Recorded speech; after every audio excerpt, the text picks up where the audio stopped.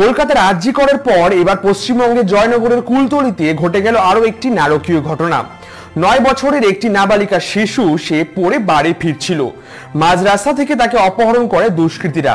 বাড়ির লোক অনেক রাত হয়ে গেছে, মেয়ে বাড়িতে ফিরছে না, সেই বিষয় নিয়ে থানায় গিয়ে অভিযোগ করে, কিন্তু থানার পুলিশ এই বিষয়টা নিয়ে তখন কোনো তদন্ত করেনি।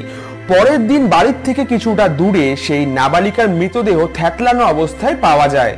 তারপর এলাকার বাসিন্দারা সামনের একটি ফাঁড়িতে গিয়ে ভাঙচুর করে, কারণ পুলিশ কোনো তদন্তই করেনি। তারপর পুলিশ স্বতঃস্ফূর্তভাবে তদন্ত করে এবং তারা একটি দুষ্কৃতীকে ধরে।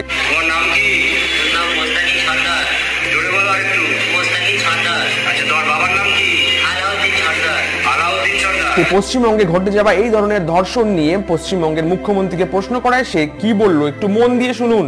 দু একটা ঘটনা কখনো কখনো ঘটে গেলে বাংলায় চিৎকার চেঁচামেচি হাহাকার বেশি হয়, করা